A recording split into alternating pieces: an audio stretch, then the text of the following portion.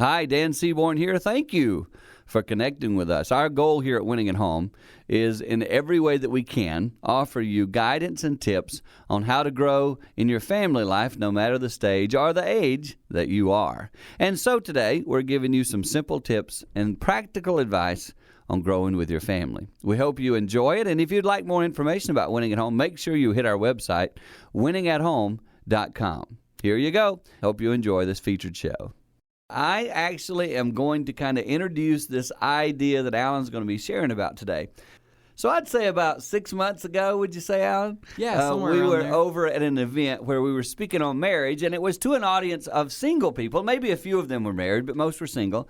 And we were talking about what to expect and what it's going to be like when you get married. And Alan had some specific things he shared, and I had some specific things I shared, and neither of us really knew the whole detail of what we were going to be saying. But as you were sharing, Alan, I found myself really intrigued by some of the studies you had researched, and also you applied it just to your new marriage, because you've been married to Annalise, what, year and a half, 2 years now? Yeah, yep. Right around, it'll be 2 years in April. And so Mom and I are sitting here at 33 years, and I'm listening to you on stage share, from a young marriage perspective, and it was just really good stuff. And I thought that it would be good for people who have been married 80 plus years to listen to this today, because I think sometimes when you are in marriage for a long time, you can fall into some really bad ruts. Mm-hmm. And those ruts start when you're a year and a half in.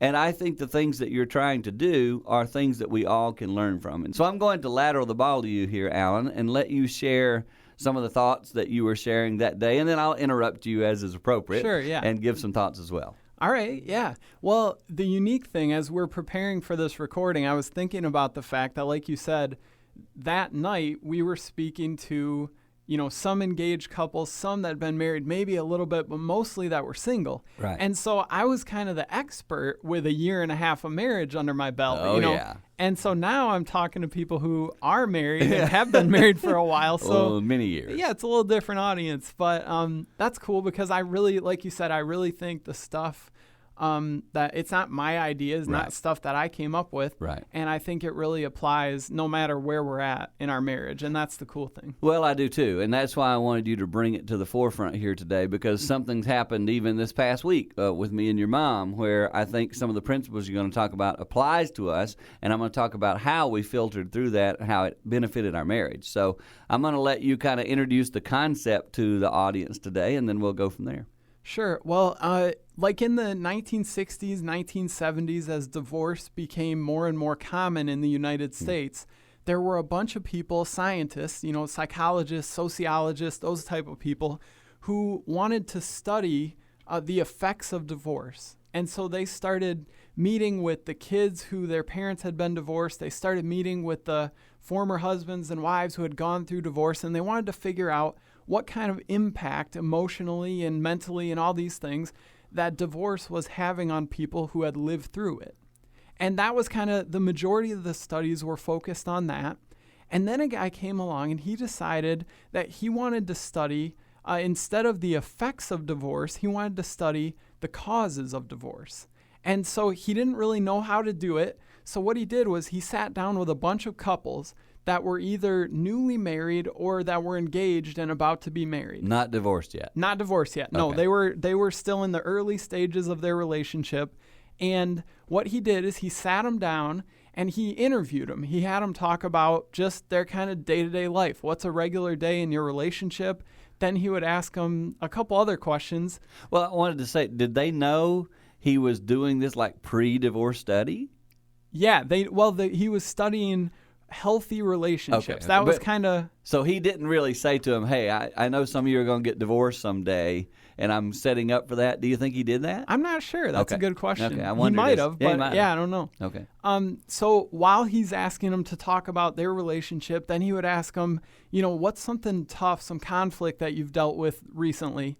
And he would ask them, what are you looking forward to? When are you getting married? Or when did you get married? How did you meet? All those kind of just regular stuff that you ask couples.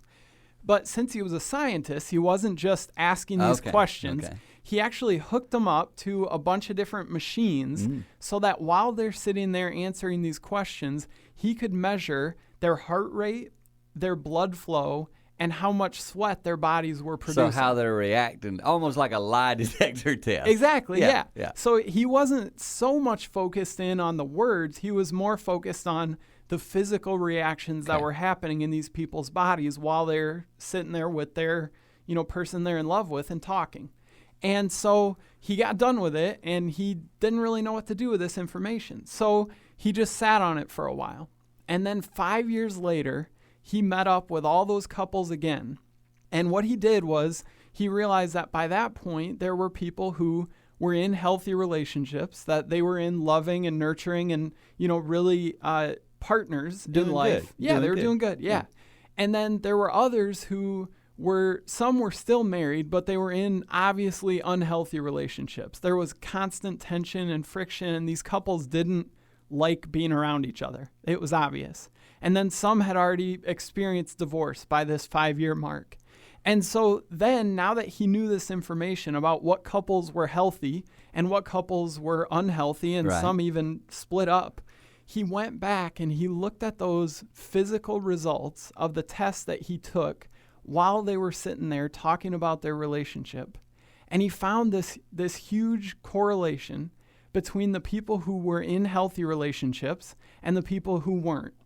And he was a scientist, not real creative, so he named the healthy relationships the masters and the unhealthy relationships the disasters. Okay. Yeah, so like I say, scientist, he did his best. That's creative. I like it.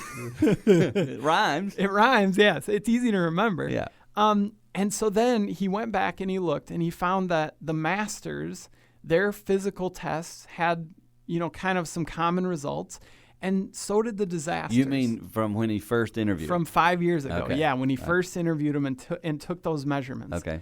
So he realized that the first time he spoke with them, the people who 5 years later are in these unhealthy situations, they had a higher heart rate, their blood flow was increased, and they were sweating more than the master couples while they were sitting and talking. This is when they were engaged or first married. Yeah. They're already sweating in the beginning. Exactly. Okay. Now, on the outside, he couldn't tell anything different between these couples. Right. But what he realized now that he's looking back on these results 5 years later, he realized that these couples, while they were sitting there talking to each other, looked normal on the outside. Internally, they were in a fight or flight response because they knew their relationship and they knew that at any moment they needed to be prepared to be attacked or to attack because they knew that conflict is always just right around the horizon.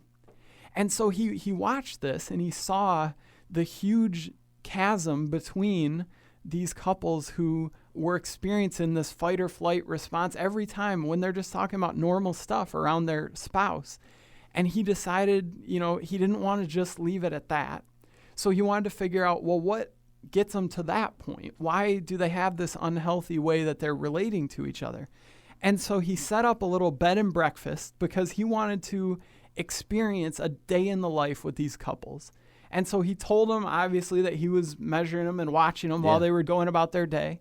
And he would watch these couples while they were out on vacation, while they were getting breakfast ready in the morning, while they're sitting having a cup of coffee, reading the paper, while they're planning out their day, reading a book, whatever they're doing.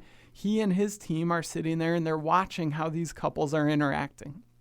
And they found, again, a difference between the way that the masters and the way that the disasters interacted with one another. The way that they talk about it is they say that every time a spouse, like when I'm at home with my wife, if I try to get her attention to tell her about something or to show her something or to ask her a question or whatever, they call that making a bid for your partner's attention. Okay. And they realize that throughout the day, this is something that we do all the time. We're constantly trying to, we kind of laugh about kids do it. They say, oh, look at me, look at me. Right. Adult, we do it. We just do it in a different way. Sure. And so they watched that and they saw that the way that these spouses interacted with those bids for attention. An example they gave is one of the couples that was there, I think it was the husband was an active bird watcher. And he saw some cool bird out the window, because they're staying in a unique place. And he saw this bird that he thought was really cool. And that's what they say. Like, You want to show someone an article you read in Sure, the paper. You sure. want to show someone something Yeah. of your interest, whatever it is. They found that there's a few different responses that we can have when our spouse makes a bid Does for our that, attention. okay. Yeah. So we can respond positively, which is engaging in some way, going, oh, that's really cool. Yeah, I know you love birds. Tell me about that. Or just kind of going, yeah, that's awesome. Thanks for sharing. We can have a neutral response, which is sort of oh, all right, nice. Nice bird. And just kind of move on from Yeah, there. Right. uh-huh. Yeah. You know how that feels. Yeah. And then they had the negative responses, which were just some couples responded to each other totally in silence, just never even pretended like they didn't even say anything. Yeah. But then almost worse than that, some would have some kind of a negative thing to say. Like, Sure. you know I don't care about birds. Why are you Stupid bothering bird. me? Yeah. Yeah, exactly. Yeah. That sort of thing. And so they found, as they watched these couples over time, that the masters were having a positive response to these bids for attention 87% of the time. They realized they're pouring time and attention and Sure. effort and That's, energy. That's effort, man, to do that. Exactly. And they found that was creating this healthy dynamic Wow. of knowing that I'm valued because this thing that I care about that you obviously don't as much as me, you care about it and show me that I have value when I bring it to your attention. You're caring about it totally because you care about me. Exactly. Because you could care less about birds. Exactly. But since you like birds, I like birds. Yes. That's huge. Yeah. And so 87% of the That's time, big, 87%. the Wow. masters had a positive response. The disasters, on the other hand, only 33% of the time. So 1 out of 3 times that someone brings something up, they're met with a positive response. Yeah. And you can completely see how that would just totally shut someone down eventually.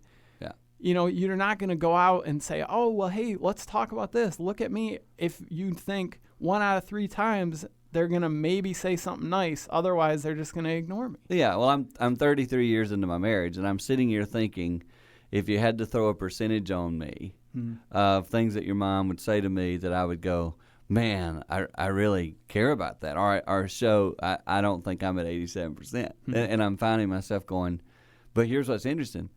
I'm not, but I want her to be. Exactly. Yeah. Because this morning, this is interesting we're talking about this, because this literally comes to me this morning. I brought something up today that I've sought to bring up many times before, and all the other times it went negative. And this morning, it went awesome.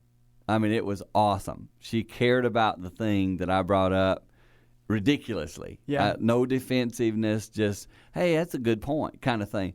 I left the house and I had to do a couple errands before I came to the office today. I literally have not stopped thinking about how good that made me feel. Wow. I mean, I bet you I drove several miles thinking, I got to let her know how good that felt. I got to let her know what it meant for me to be able to say that and her to come back with a positive response. And, I mean, I found myself going, I'm looking forward to seeing her at the end of the day. I mean, that's what we're talking about here. And this is where the rubber meets the road. And it's interesting, too, because this comes on the heels of a conversation that I had with another guy whose wife isn't doing that right now. And he's just beside himself. And so, you know, it's obviously not just wives. I'm talking because I was talking to a guy. For sure. But I think we're on to something massive here of helping people see, first of all, check your percentage. Yeah. Yeah, check your. What do you think you're doing? How involved do you think you're being? So I know you're going to keep talking about this, but I just think, you know, the practical reality of what you're sharing hit me this morning, and I think that's pretty important. Yeah, that's awesome. I want to just talk for a little bit about what that looks like for Annalise and I in our home. Yeah. Because Annalise is really into, you know, artistic stuff, and she likes fashion, and she likes all these things. So she's on Pinterest a lot on her phone. And, you know, while we're at home hanging out, doing whatever, she'll be over, you know, checking on her phone and looking at Pinterest or looking at some other crafting type of site like that. Oh, boy. And she'll stop and she'll, yeah, you know, fashion. And Well, that ain't fashion. that's not my thing, exactly, you know. And so she'll stop and she'll say, hey, Alan, come take a look at this. And she'll pull it up her phone, and, you know, usually she's got a picture of some shirt or something like that. She doesn't call it a shirt, you know, It's got a fancy name, and I can't remember, but she'll show me this stuff. And I'm trying to keep in mind, now that I've learned about this study, that I need to engage with her in what she's showing me. because she's not showing me a picture of a shirt and asking, hey, Alan, how much do you care about this shirt? She's showing me this picture and saying, hey, Alan, how much do you care about me? Me, yeah. Yeah. Yeah. And when you get that in your head, you realize that these aren't just throwaway little conversations. She's not trying to waste my time and show me something that I don't care about. Yeah. She's trying to connect with me. Yeah.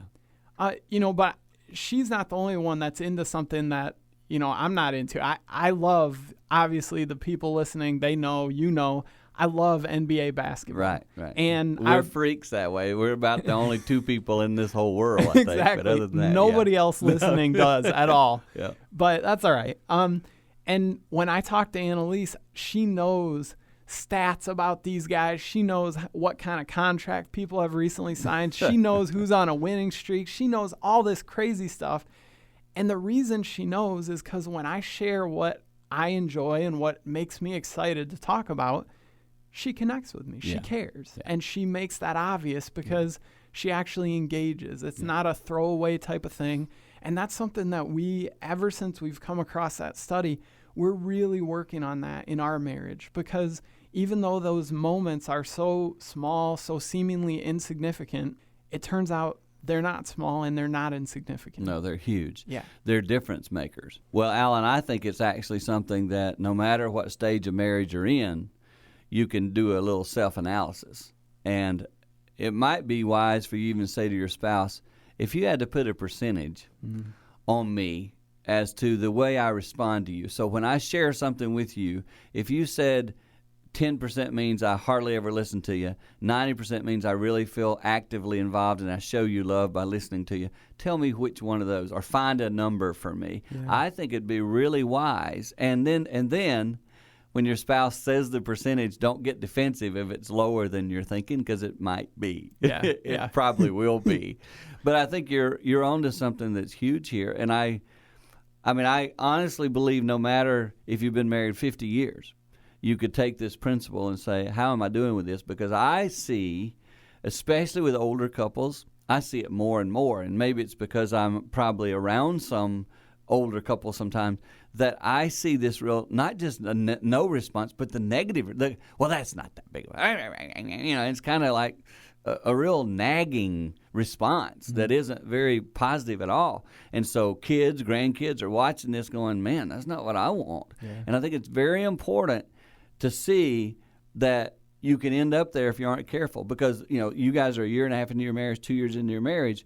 If you don't get control of this now, if you're not giving the 90% rule to Annalise now, it's not going to go higher the longer you're married. If anything, it's going to go lower. Yep. So how do we keep bumping that percentage up on the positive side to make sure we're listening and giving focus to what our spouse is saying? I know I'm listening, thinking to myself, I got to go home and work at this, because there's plenty of times Jane's comment to me will be, you aren't even listening, are you? Mm-hmm. So when I hear that, what I just told myself was, I'm 0% on that, because that shows I'm not connecting at all. Yeah. And I got to do a better job of that. And the reason is because I'm thinking about my thing. Yep. Yeah. So I think all of us can do a little self-analysis and apply it to our lives. Definitely. And I love, at the end of this study, what this guy, John Gottman is his name, if you want to go and look this up for yourself. But at the end of it, he got to the point where he realized that with these couples, the masters were intentionally cultivating this in their relationship, that they were constantly scanning their world for things that they could praise and talk positively about their partner. Yeah. And that the disasters were at the spot where they were constantly looking for mistakes and waiting so that they could catch them, because I want you to see that you mess up more than I do. Sure. And that is just such a tough dynamic to try to live in. Can you imagine that? Well, it's a change of mindset for most people, because you're finding yourself going, what you just described there took us to a whole nother step. Now all of a sudden you're not only complimenting them in person, in other words, I'm listening to you, I'm out there in the real world with my buddies hanging out, and when they're talking negative about their spouse, I'm not participating in that. I'm saying something positive. I'm telling you, that's not even in the realm of most people's world. Yeah. And so I think this is an awesome teaching on how to move your marriage in the right direction. Mm-hmm. And the reality is most of us fall into the standard plot of this is where I am, and it's probably only going to go down from here. We need to change our mindset to say, I'm going to make this positive. My marriage is going to get better in the days and years ahead because my percentage is going to continue to rise. Yeah, I like that idea. That's the bottom line. That's what we're after. For sure. Now, Alan, I'm sure that you have a biblical way to tie all this together from God's Word. Yeah, I do. Actually, I know you do. I can see your Bible laying open there. It's kind of the obvious go-to Valentine's, love, marriage type of a thing, but I wanted to read from 1 Corinthians 13 because I really think that there's not a better way there's not. to talk about it. Yeah. And this starting in verse 4, it says, "Love is patient, love is kind. It does not envy, it does not boast, it's not proud, it is not rude, it is not self-seeking, it's not easily angered, it keeps no record of wrongs. Love does not delight in evil, but rejoices with the truth. It always protects, always trusts, always hopes, always perseveres. Love never fails." I mean, you could just sit there and go over that one line item at a time, starting with the beginning. Love is patient. I remember studying that. I'm not a Greek expert, but I think the word is macrothemai. I don't know, probably don't say it correctly, but the word actually insinuates patience with people, not with things. And starting at the very beginning of that chapter, Jesus and God's teaching here is nailing us, saying through Paul's writing, we've got to make sure that we have patience and kindness and a self-seeking attitude that's honoring a person, and in this case, the person is our spouse. Yeah, The and person we take for granted, Definitely, and I love how, as you read that, you can't walk away thinking that love is not an action. There are all these just unbelievably practical, real world, if you love, you act like this. Yeah. And it flows out of this commitment. It's so common, like in our world, to say, well, I fell in love, or I fell out of love, or whatever. Yeah. And no concept of the real meaning of love. Exactly. Yeah. The way we talk about love, it seems like it's more an emotion than an action. And I love how Scripture grounds us in that reality that love has a meaning, and that meaning is behavior. And the way that we choose to act, the way that we choose to talk, the way that we choose to treat the people around us, in this case specifically our spouse, we show that we love them by how we treat them. What we've shared today, away and see that there is a new path and pattern that you could start on to build a healthier marriage and even family, then we have done an ineffective job of communicating a very simple truth. So I think today listening, you have to go, well, that's pretty easy to understand. And that's our goal here at Winning at Home. When we founded this ministry, it was to give practical, simple, everyday advice, helping people grow in every age and stage of family life to build Christ-centered homes. And that's what we've done on this show, is to help you see, if you stop listening to this and walk back into your home or back into your life with a self-surrendering spirit, you're going to turn things around. You can make what looks like a hopeless situation hopeful. And remember, faith, hope, and love, but the greatest of these is love, an action word that you can apply this Valentine's season in your marriage, in your life. Go do it today. If your spouse didn't hear this, hand them the CD and say, listen to this. We're going to start this in our life because we're going to turn it around. We're going to have a positive impact on our own family and thus upon our neighborhood and upon the world. It starts one heart at a time. And so today I pray that what we've shared with you, you can take and apply. That's our goal. That's our purpose. And thank you again for helping us do what we do and for partnering with us and helping others win at home.